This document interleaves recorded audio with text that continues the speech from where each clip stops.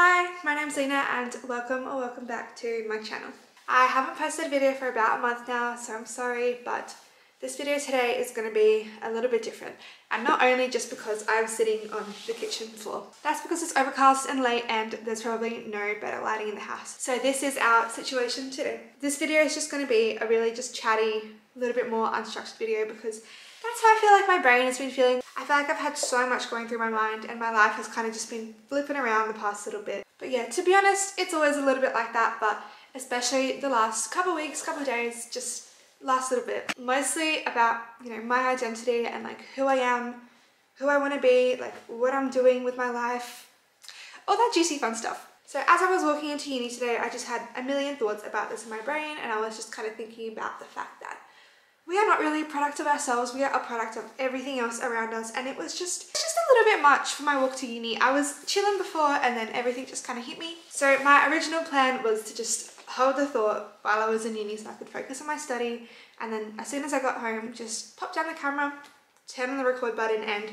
just kind of let it all flow out like a video journal kind of thing. But naturally, when your brain has that many thoughts in it, instead of studying, I started jotting down ideas that I could mention in this video and accidentally ended up writing like 1800 words on the concept of identity. So I'm still going to talk about it. It's probably still going to be very raw and kind of like choppy, but I have a little bit more structure with what I'm talking about now. To be honest, I'm not too sure where to start, but as you read by the title, I am having a little bit of an identity crisis, which sounds dramatic. It probably is dramatic, but that's kind of what it feels like, and I know it's probably because I'm young and because I'm experiencing a lot of changes in my life and kind of at that point where I have to start making big decisions for myself. It's still a lot that's weighing on my mind lately, and I know that so many people, especially kind of like teenagers, like young adults, will definitely relate to this feeling. And I'm someone that has done a lot of kind of like self-introspection and a lot of self-growth and, just get to know myself a lot more. But it feels like the more I get to know myself, the deeper there kind of is to go and the less I truly do know myself. And I'm sure this might be like a kind of a common feeling as well. So starting with the surface level stuff, I guess, like my appearance. I have brown hair, I have brown like-ish eyes. I identify as a girl. I live in Australia, at least for now.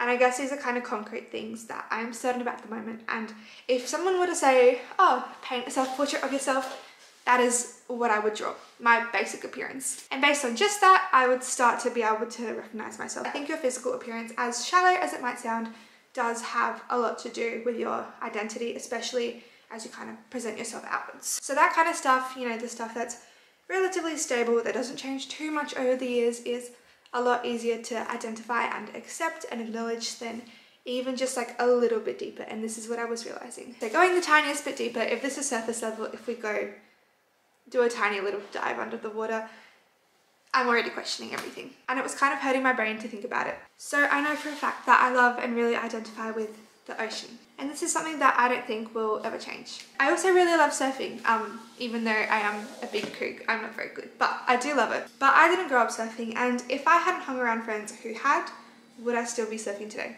I know when I first moved states, when I moved to the Gold Coast, I spent a year pretty much not surfing at all, and that was mostly just because I didn't know anyone who did, and I kind of lacked the confidence to go out into the water by myself after a few funny experiences. So I adapted to spending time in other ways, like ways that the people closest to me at the time did and ways that I was kind of expected to, I think. Looking back, I don't necessarily think that this wasn't still me. I still retained a version of myself, it just wasn't the one that I had moved up with. And this is just one very small example. Looking back, a lot of the major parts of my personality and identity were kind of like adopted and adapted from those around me. And a lot of these go way back to primary school, to things that we don't even remember sometimes. I had read certain books because the other kids were into them, and there is no doubt that I would have been a completely different kid if I hadn't read those books, and in turn a completely different adult with a completely different group of friends. I started all-star cheerleading because I had a friend in primary school who did it, and I thought she was super cool and I needed to do it too. So after lots of convincing, my parents let me do it, and it became a huge part of my identity throughout high school. It certainly shaped me in lots of good ways, but also lots of not so good ways. Would I compare myself so much to others if I hadn't done that sport? Would I have had a healthier relationship with food over the years? I don't know about all these bigger questions, but I do know that I wouldn't have met some of the friends that I did, and I wouldn't be able to handstand or do random flips when the time calls. I also bought my first proper DSLR because I was inspired by the friends that I admired at that time. Now I literally have work as a freelance photographer, and it's opened me up to, you know, new ways of living and earning money, and just so many opportunities that I never would have thought were possible, and that would be totally different if I didn't have gone to this one school and met these certain people. I could go on and on about this, but I think the point that I'm really trying to get to here is that your personality and interests are never really yours. And I've been realizing that a lot lately, and wow, it's just a lot to think about. Every single part of you, the way you speak, the way you eat, what you love and don't love quite so much, even the way you think about things is all just kind of inspired, or I guess even brought upon you by somewhere or someone or somehow. Life really is just one big butterfly effect, and I think that a lot of our identity in that case, if that's true, has kind of come to us by chance almost. Obviously we still pick and choose things, but I think up until the age where we kind of make our own big decisions, a lot of how we're brought up, a lot of the things that we're exposed to, so a lot of big parts of ourselves come to us by chance, and I guess come to us by some level of familiarity maybe. If one tiny thing from the past would have worked out differently, even in the smallest of ways, we would probably be totally different people today. If we think about the person that we first spoke to, say on our first day of school ever, or like our first day of high school or our first day of work, if we had spoken to a different person, would we be totally different today? Would we have a different friendship circle, different values, different interests? This is especially true, I think, during the high school stage when we're so impressionable and a lot of who we are is kind of made up by our closest circle. And imagine if we were born in different families, I feel like we'd be so insanely different to who we are now that we wouldn't even, you know, recognize ourselves if we were to meet with the two versions of us. We talk a lot about this idea of, you know, nature versus nurture, or genetics versus environment in the psychology study that I do. And we do know that our environment has a huge role on so many different aspects of our life, but I think I'm just kind of starting to realize all this and starting to unpack it all, and it's really just blowing my mind a little bit. And I think especially as you grow up a little bit more and start to, you know, physically separate yourself from those people that you grew up with in your childhood and that you learn so much from. Like when you move out of home and are exposed to so many different new people and, you know, friend groups and situations and environments and lifestyle opportunities, it's kind of the first real moment when you really get to just kind of look back at all these little mosaic pieces that are little moments and different beliefs about your life. And when you're looking at all these different little scatter pieces that you've acquired throughout your life, you get a chance to finally sort through them a little bit better. So I think that's the best way I can kind of put into words what I've been experiencing the past couple days, and even just the past couple years, if I'm really honest with myself.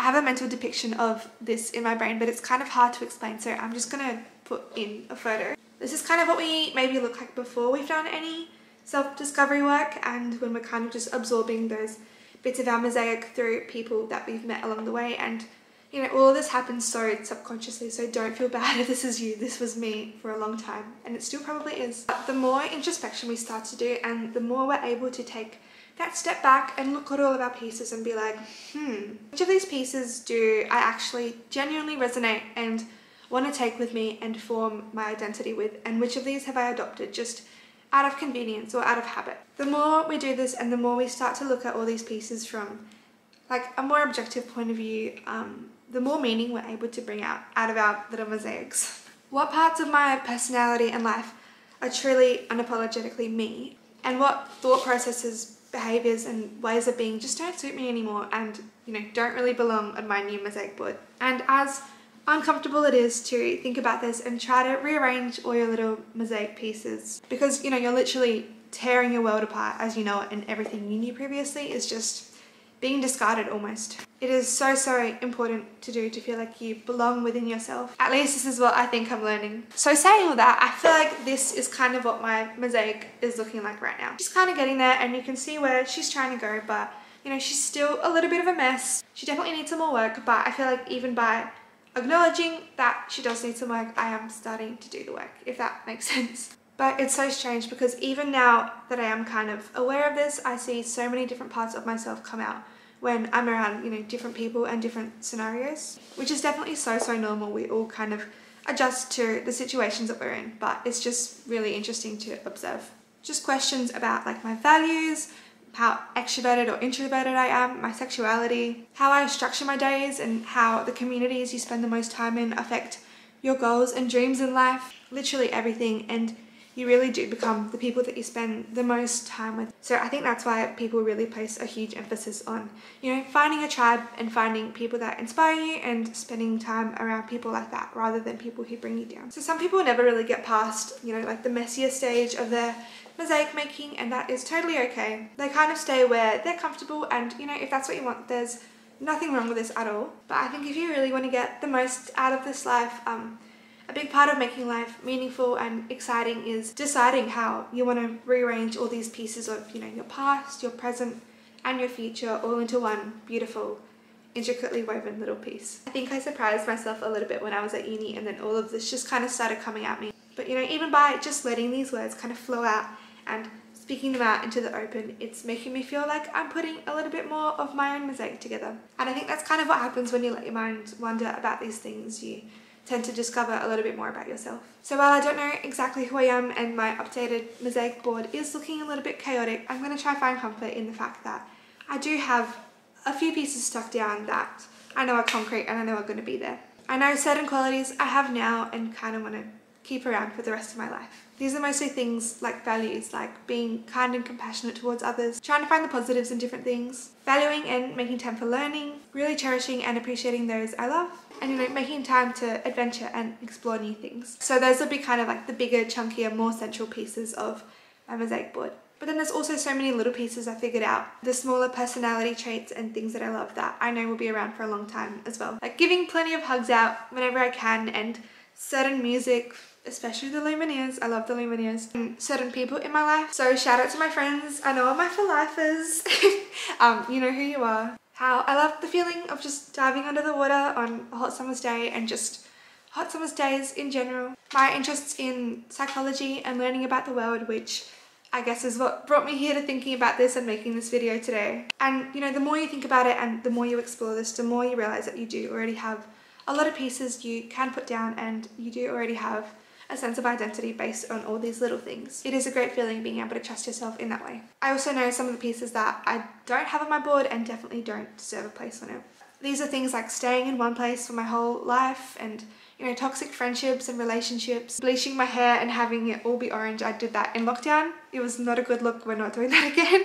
Olives, the olive piece can go to someone else's board. They can have it. The best part about your life is that you are your own architect. And the more introspection you do, the more you experience, and the longer you walk this earth, the more you learn, the closer you get to creating the mosaic masterpiece that you envision to be, you know, a strong sense of self and identity. So to kind of wrap things up, if you've been feeling like you're kind of having a bit of an identity crisis, try to think of it using this analogy. It is totally okay, totally normal, and almost expected to not have your life together and for your mosaic to look a little bit chaotic at times. Mine certainly looks very messy, especially right now, and as I'm sure many of yours do too. The final image and what you thought you might want your mosaic to look like at the end will probably change a million times, as well as you know, glue pieces in and take them out based on what you do and don't want in your life. But just know, and I need to, you know, hear this and listen to this as much as I feel called to share it right now, that as long as you've even just started to look at your mosaic and question it just a little bit, you're doing great. You're doing amazing, and I'm proud of you. We have a long way to go, but we've started, and that's all we can do. That's kind of all I wanted to address in this video. Basically just sit down and have a chat about where my mind's been and how I've kind of been looking at it, and hopefully this might help a few of you as well. So thank you so much for watching if you've gotten to this point. I hope you enjoyed. I know it's a little bit different and a little bit more chill, but if you did find this valuable, please do like and subscribe. I appreciate all your support, and have the best day. Good luck on building your little mosaic pieces.